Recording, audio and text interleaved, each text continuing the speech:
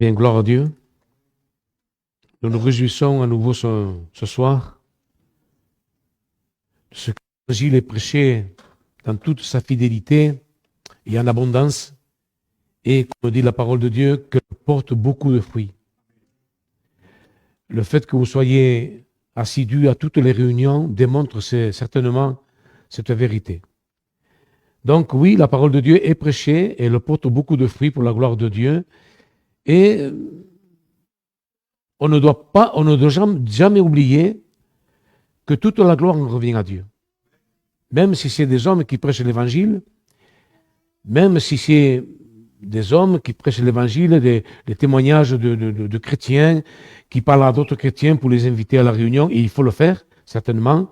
Mais ce que nous devons réaliser en tant que chrétiens, c'est que toute la gloire revient à notre Dieu. Et c'est d'ailleurs ce que l'apôtre Paul exprimera dans Romains chapitre 11 et verset 36. Et tout ça, après avoir abordé toutes les grandes réalités concernant le salut, Paul s'exclame avec éloquence et termine en attribuant toute la gloire à Dieu, donc dans Romains chapitre 11 et verset 36, quand il dira « C'est de lui, par lui et pour lui que sont toutes choses, à lui la gloire dans tous les siècles. Amen. » Que Dieu soit béni. Nous prions le Seigneur, s'il vous plaît.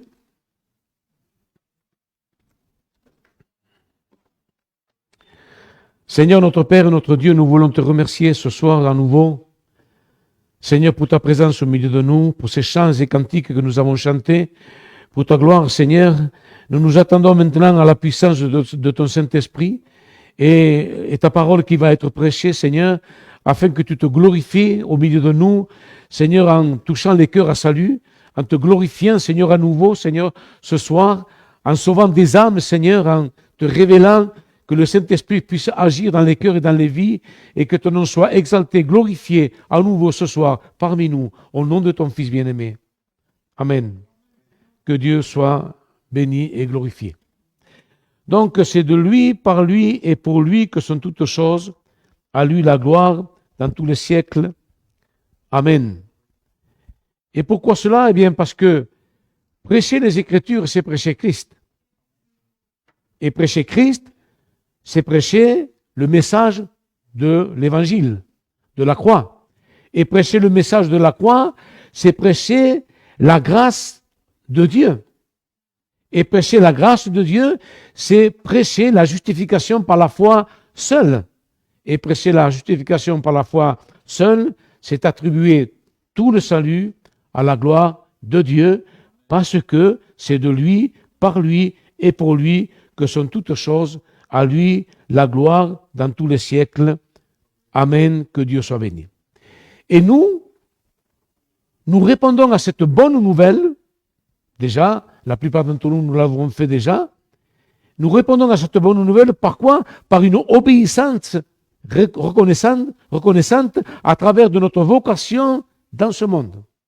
Je discutais avec Louis tout à l'heure, m'exposant certains problèmes qu'il avait, et je leur disais que maintenant que nous sommes chrétiens, eh bien nous avons une responsabilité d'assumer avec ce que nous sommes maintenant en tant que chrétiens. Oui, oui, nous avons une vocation en attribuant tout le salut à la gloire de Dieu, c'est-à-dire que cette vocation doit s'exercer pour la gloire de Dieu seul. Ainsi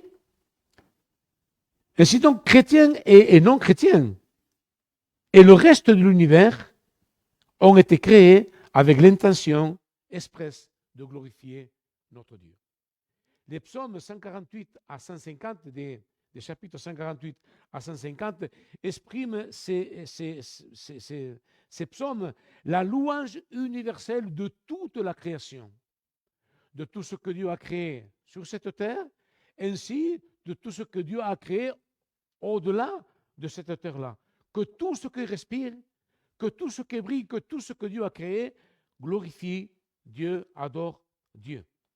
Mais dans Ésaïe, au chapitre 43 et au verset 7, par la bouche du prophète, Dieu dira comme cela: tous ceux qui s'appellent de mon nom et que j'ai créé pour ma gloire et que j'ai formé et que j'ai fait. Tous ceux qui s'appellent de mon nom. Et être appelé par le nom de quelqu'un, c'est être considéré comme son fils, n'est-ce pas? Puisqu'un fils porte toujours le nom de son père. Tous ceux qui s'appellent de mon nom et que j'ai créé pour ma gloire et que j'ai formé et que j'ai fait. Ce qui veut dire que la raison de ton existence, de ton travail, de ton mariage, de ta joie, de ton plaisir, tout doit être pour la gloire de Dieu. Absolument tout doit être pour la gloire de Dieu. En fait, nous avons été créés pour devenir des miroirs humains. Des miroirs humains qui reflètent la gloire de Dieu sur toute la terre et même dans tout l'univers. N'est-ce pas le but? N'était-ce pas le but initial quand Dieu a créé l'homme? Créons l'homme à quoi? À notre image et à notre ressemblance. Ce qui veut dire que toute la création devait reconnaître Dieu visiblement à travers de l'homme à travers l'homme que la création ne pouvait pas voir Dieu parce qu'il était invisible, mais il devait voir la création de Dieu, ce qui était Dieu à travers de ce que Dieu avait créé, à travers de l'homme étant son image et sa ressemblance. Et dans Éphésiens chapitre 2, verset 10, l'apôtre Paul dira, car nous sommes son ouvrage, voyez-vous, ayant été créés en Jésus-Christ, pourquoi? Pour de bonnes œuvres que Dieu a préparées d'avance afin que nous les pratiquions. Alors évidemment, les bonnes œuvres sont incapables de produire le salut. On a discuté en venant ici avec mon petit-fils. Les bonnes œuvres ne sauvent pas. Mais les bonnes œuvres constituent le fruit et la preuve de son existence, du salut. Car les bonnes œuvres suivent toujours le salut. N'est-ce pas? Nous faisons de bonnes œuvres parce que nous avons été sauvés et en sont toujours le résultat. Et tout comme son salut, la sanctification et les bonnes œuvres du chrétien ont été toutes ordonnées de toute éternité. C'est ce que nous dit l'apôtre Paul ici clairement, car nous sommes son ouvrage ayant été créés en Jésus-Christ pour de bonnes œuvres que Dieu a préparées d'avance afin que nous les pratiquions. Dieu les a déjà préparées d'avance. Nous n'avons pas à fabriquer ces bonnes œuvres ou à les inventer. C'est Dieu qui les a créées pour nous. C'est de lui que sont toutes choses. Ce qui veut dire qu'il est le propriétaire de toutes choses, puisque absolument tout lui appartient. Tout ce que Dieu a créé, tout lui appartient. Dans le psaume 24, verset 1, il est dit, à l'Éternel la terre et ce qu'elle renferme, le monde et ceux qui l'habitent. Tout est pour l'Éternel. Absolument tout. C'est de lui, c'est par lui, ce qui veut dire que tout a été fait pour lui et tout est soutenu par lui. Tout est soutenu par lui. L'auteur de l'Épître aux Hébreux dira au chapitre 1, verset 3, que le Fils soutient toutes choses par sa parole puissante. Le Fils soutient toutes choses par sa parole puissante. Ce qui veut dire que tout l'univers, avec tout ce qu'il contient, est en permanence soutenu par la parole puissante et efficace de Christ. Tout. C'est un mystère. On ne comprend pas cela, mais on le croit par la foi. Oui, c'est ainsi que ça se passe. L'apôtre Paul dira dans Colossiens chapitre 1, verset 17, « Il est avant toute chose et toute chose subsiste en lui. » Voyez-vous? Toute chose subsiste en lui. Ce qui veut dire que Christ soutient l'univers en maintenant la puissance et l'équilibre indispensable à son existence et de sa continuité. Si le monde continue à tourner et à avoir la vie, et nous, étant dans ce monde-là, c'est parce que Dieu, c'est parce que le Fils soutient toutes choses et il déploie sa puissance et l'équilibre indispensable pour que le monde puisse continuer son existence. C'est de lui, par lui et pour lui que sont toutes choses. Ce que veut dire que tout a été créé par lui et pour lui. L'apôtre Paul dira dans Colossiens chapitre 1, verset 16, car en lui ont été créées toutes choses qui sont dans les cieux et sur la terre, les invisibles et les visibles, trône, dignité, domination, autorité, tout a été créé par lui et pour lui.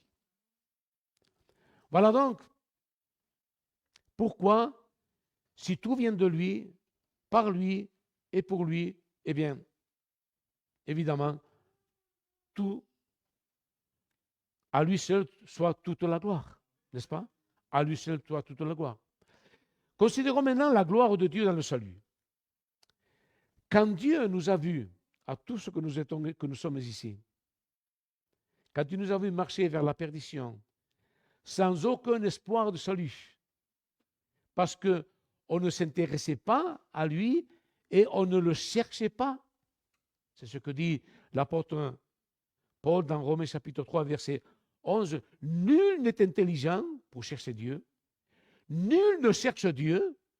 Tous sont égarés, tous sont pervertis. Voilà dans quelles conditions nous étions tous. Tous. Nul n'est intelligent. Ce qui veut dire que l'homme, par lui-même, est incapable de comprendre la vérité divine. Il est incapable de comprendre la vérité divine. Ce qui est l'expression de sa rébellion et de son péché. Il ne comprend pas la vérité divine à cause de cela naturellement. Nul n'est intelligent, nul ne cherche Dieu, car l'homme a naturellement tendance à rechercher que ses intérêts temporels.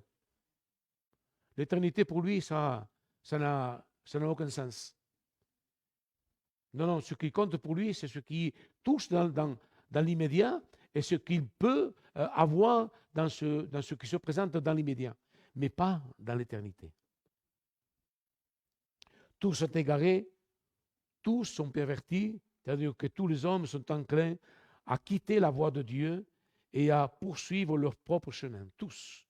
Dans Ésaïe, au chapitre 53, il nous est dit, nous étions tous errants comme des brebis, chacun suivait sa propre voie. Chacun suivait sa propre voie. Et c'est dans cette condition-là, dans cette situation dans laquelle nous nous trouvions, qu'on ne recherchait pas Dieu et qu'on était dans un état de perdition absolue, que Dieu est intervenu dans l'histoire d'une manière qu'aucun homme n'aurait jamais fait. Dieu nous a donné son Fils, fait homme, alors que nous étions ses ennemis. Oui? Romains chapitre 5, verset 10. Car si, lorsque nous étions ennemis, donc rebelles, ennemis, nous avons été réconciliés avec Dieu par la mort de son Fils, à plus forte raison, étant réconciliés, serons-nous sauvés par sa vie. Éphésiens chapitre 2, verset 3. Nous étions par nature de quoi? Des enfants de colère comme les autres. Nous n'étions pas meilleurs que les autres, hein? Loin de là. Hein? Nous étions exactement comme les autres. Nous étions par nature des enfants de colère. C'est-à-dire que la colère de Dieu pesait aussi sur nous. Nous étions sujets à la colère de Dieu. Et pour que nous puissions devenir ses enfants, Dieu a pris la vie de son Fils pour nous donner la vie à nous, qui étions, comme dit l'apôtre Paul, morts par nos offenses et par nos péchés. Oui. Et c'est ainsi que Dieu a fait tomber sa colère sur son propre Fils, afin de nous donner à nous sa grâce, son salut. 2 Corinthiens chapitre 5, verset 21. Celui qui n'a point connu le péché, il l'a fait devenir péché pour nous, afin que nous devenions quoi? Justice de Dieu. C'est-à-dire que Dieu a appliqué sa justice à son Fils quand il est mort sur cette croix, c'est ce que nous dit la parole de Dieu, clairement, oui, oui, et l'Éternel a fait retomber sur lui l'iniquité de nous tous. Jésus a pris le châtiment qui nous revenait à nous, que nous méritions, nous, chacun d'entre nous. Je sais que je me répète, et que je répète souvent, et qu'on répète souvent dans nos messages les mêmes paroles, mais c'est une vérité que nous devons nous acquérir, que nous devons comprendre, que nous devons réaliser. Nous méritions le salut, le châtiment. Et ce châtiment est tombé sur Jésus-Christ pour qu'il puisse nous accorder à nous qui croyons sa miséricorde et sa grâce, que son nom soit béni. Voilà donc pourquoi le salut est pour la gloire de Dieu seul, n'est-ce pas? Et présente des attributs extraordinaires de Dieu que le reste de la création ne peut pas démontrer. En effet, la Bible enseigne que le salut est une œuvre accomplie en accord par chacun des membres de la Trinité, Père, Fils et Saint-Esprit. Et l'humanité bénéficie de ces trois avantages. Premièrement, Dieu est le donateur et l'être humain que nous sommes ceux qui reçoivent ce don. Nous sommes les récepteurs de ce don, n'est-ce pas?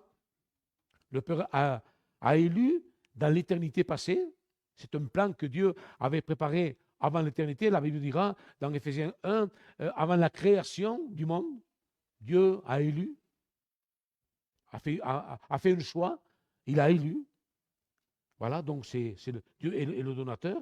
Le Fils, lui, nous a rachetés sous la croix et en éliminant la peine du péché, le châtiment du péché, il a éliminé à la croix en tombant sur lui. Et troisièmement, le Saint-Esprit nous régénère, nous sanctifie et affaiblit constamment la puissance du péché en nous durant toute notre vie. C'est ce que l'apôtre Paul dira, que par rapport à cela, eh bien, nous sommes transformés de gloire en gloire, comme par l'Esprit du Seigneur, progressivement dans notre vie chrétienne, progressivement. Et c'est ainsi que la gloire et l'amour de Dieu se voient dès le moment de son élection. L'amour de Dieu a été manifesté dès le moment qu'il nous a élus, alors que nous, on n'existait même pas. Alors que l'univers n'était pas encore créé, la terre n'était pas encore créée, la première atome de l'univers n'était même pas créée. Dieu nous a élus. Mystère. Pourquoi nous? Pourquoi Dieu a choisi d'élire un certain nombre de personnes? On ne le sait pas. C'est son bon plaisir qui a décidé comme cela. C'est pourquoi Dieu dit à Israël, dans Deutéronome chapitre 7 et verset 6, « Car tu es un peuple saint pour l'Éternel, ton Dieu.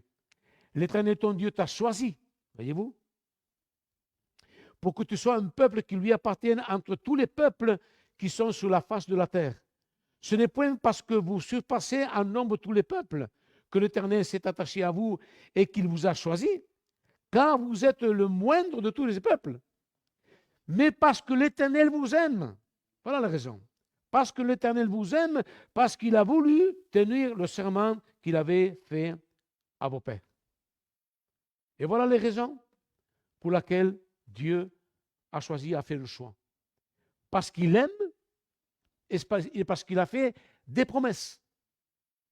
Parce qu'il aime et parce qu'il a fait des promesses. Dieu n'a donc pas choisi Israël comme nation pour lui, pour quelque chose de conditionnel ou de méritoire ou de quoi que ce soit d'autre, non, mais simplement parce qu'il a décidé de l'aimer.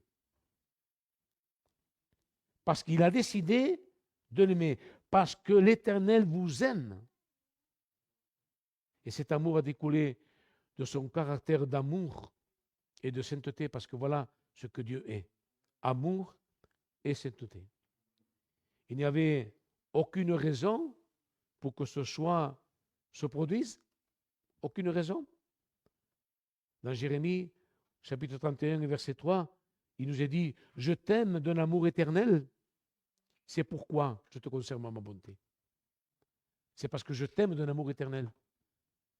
Un amour éternel, Dieu nous a aimés, Dieu a aimé les siens depuis l'éternité, avant que nous soyons créés. Je t'aime d'un amour éternel, c'est pourquoi je te conserve ma bonté. Une autre traduction dira, c'est pourquoi je t'ai attiré avec ma bonté. Je t'ai attiré avec ma bonté. C'est-à-dire que l'amour éternel de Dieu pour les siens a amené le pécheur à être attiré vers lui lorsque Dieu étend sa miséricorde à cet être humain déchu que nous étions.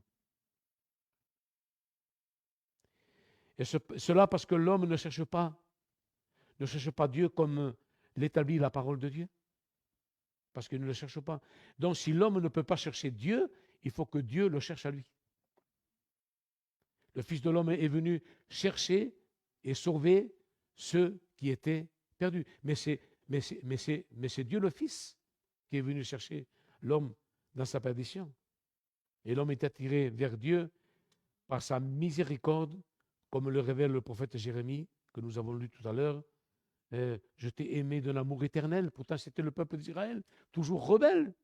Et Dieu a usé de patience. Et combien de patience Dieu a usé envers toi et qu'il use peut-être aujourd'hui encore avec toi? Dieu use de patience envers ceux que Dieu qu'il aime et qu'il veut sauver, espérant que tous viennent à la connaissance de la vérité et qu'ils se repentent. C'est la patience de Dieu. Et tout cela est dû à son amour éternel. C'est pourquoi je te conserve ma bonté. Et Dieu supporte notre résistance. Parce qu'on ne se convertit pas à la première réunion d'évangélisation que nous entendons, n'est-ce pas? Ça a été mon cas et certainement que ça a été votre cas aussi. On ne se convertit pas immédiatement. Il y a un temps où on doit assister continuellement afin que nous soyons convaincus par la parole de Dieu et par le Saint-Esprit. Et Dieu a supporté notre résistance. Car nul ne peut venir à moi, dit le Seigneur, si le Père qui m'a envoyé ne l'attire. Il faut qu'il y ait cette attirance irrésistible envers le Fils afin que nous soyons sauvés. Ainsi donc, au final, lorsqu'il s'agit de rendre gloire à l'auteur de notre salut, eh bien, seul Dieu doit être glorifié, puisque tout vient de lui. Absolument tout vient de lui. Car si tout vient par lui et pour lui, et tout est à lui, alors à Dieu seul soit toute la gloire, n'est-ce pas? Oui. Voyons maintenant la gloire de Dieu le Fils, dans le salut. Dieu le Fils a abandonné sa gloire et a pris la forme d'un serviteur en devenant semblable aux hommes, nous dit l'apôtre Paul dans Philippiens au chapitre 2 à partir du verset 6. Et le Fils a accompli parfaitement la loi de Dieu. Écoutez bien, c'est très important. Le Fils a accompli parfaitement la loi de Dieu, ce que aucun être humain ne pouvait accomplir. Aucun être humain ne pouvait accomplir. Dieu est tout ce que tout homme devrait être à la perfection. Jésus est cet homme-là. Jésus-Christ est l'homme idéal. Tout ce que Dieu veut qu'un homme soit se trouve dans la personne de Jésus-Christ, de son Fils. Jésus-Christ est l'homme idéal. C'est-à-dire qu'il est l'homme représentatif, l'homme parfait, le modèle par excellence. C'est lui, Fils. Il est la personnification de tout ce qu'un homme devrait être aux yeux de Dieu. Nous ne sommes pas par nature comme ça, nous, hein? Loin de là. Jésus-Christ est le serviteur idéal. Le serviteur idéal de l'homme. Oui. Jésus-Christ exprime cette perfection exprimée dans sa compassion. Il a exprimé la miséricorde et l'amour durant tout le ministère qu'il a eu ici-bas sur terre. Tout cela, il a manifesté étant sur cette terre. Il a servi les autres comme tout homme devrait servir les autres. Voilà pourquoi Jésus-Christ est l'homme absolument parfait. Ça a été le seul et l'unique. Oui. Et c'est avec cette même vie absolument parfaite qu'il est allé à la croix à notre place. En ayant cette vie parfaite, qu'il est allé à la croix à notre place, en étant notre substitut. C'est-à-dire qu'il a pris notre place. La substitution veut dire cela, prendre la place de quelqu'un d'autre. C'était nous que par nature, nous méritions ce châtiment. Nous méritions, oui, la colère de Dieu. Mais Christ a pris cette colère pour nous. Le prophète Isaïe, je l'ai nommé tout à l'heure, dans le chapitre 33, dira, nous étions tous errants comme des brebis, chacun suivait sa propre voie, et l'Éternel a fait retomber sur lui l'iniquité de nous tous. Voyez-vous? C'est ainsi que par sa mort, nous avons la rédemption de nos péchés. La rédemption de nos péchés. Éphésiens chapitre 1, verset 7. En lui, nous avons la rédemption par son sang, le pardon des péchés, selon la richesse de sa grâce. La richesse de sa grâce. Il est mort sans péché et il est ressuscité le troisième jour, nous dit les Écritures, la parole de Dieu, vainqueur de la mort et du péché. Il a vaincu la mort et le péché. Et en le recevant comme Seigneur et Sauveur de notre vie, il nous fait vivre cette vie abondante qu'il a rachetée pour nous. N'a-t-il pas dit dans Jean chapitre 10 et verset 10, « Je suis venu afin que les brebis aient la vie et qu'elle l'ait en abondance. » Et cette abondance ne veut pas dire la longévité de la vie. Pas parce que nous sommes des chrétiens que nous allons vivre 150 ans ou 180 ans. Je n'imagine pas comment nous serions, n'est-ce pas? Non, ce n'est pas la longévité de la vie, mais la qualité de la vie. La vie en abondance veut dire la qualité de la vie quand nous nous convertissons à Dieu. Quand nous donnons notre cœur au Seigneur et que nous dépendons de lui et que notre vie a totalement été changée, transformée, à partir de ce moment-là, notre vie a une autre qualité. Nous vivons une autre qualité de vie. Il est donc juste et nécessaire que la gloire lui soit donnée à lui seul, n'est-ce pas? Parce que tout cela vient de lui.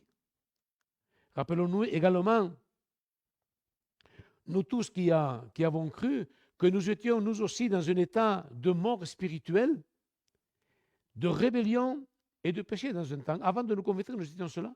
C'est ce que l'apôtre Paul dira dans Éphésiens chapitre 2 et verset 1. Vous étiez morts par vos offenses et par vos péchés.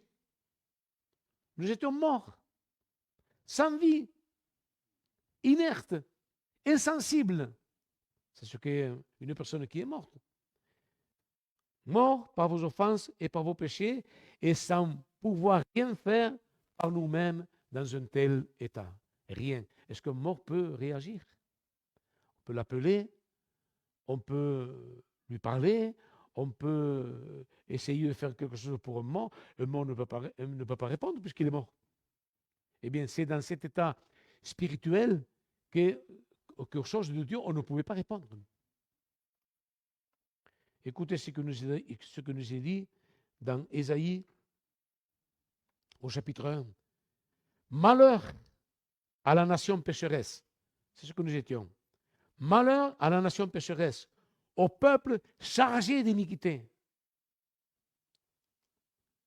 Quel châtiment nouveau vous infligez quand vous multipliez vos révoltes?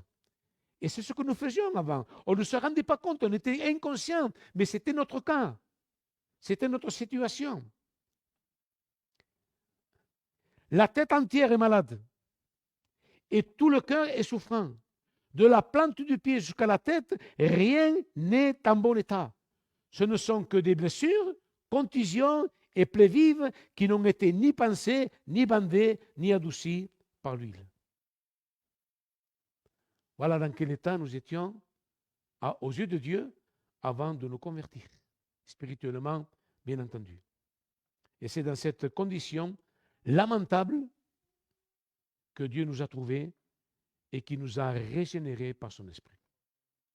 Ouais.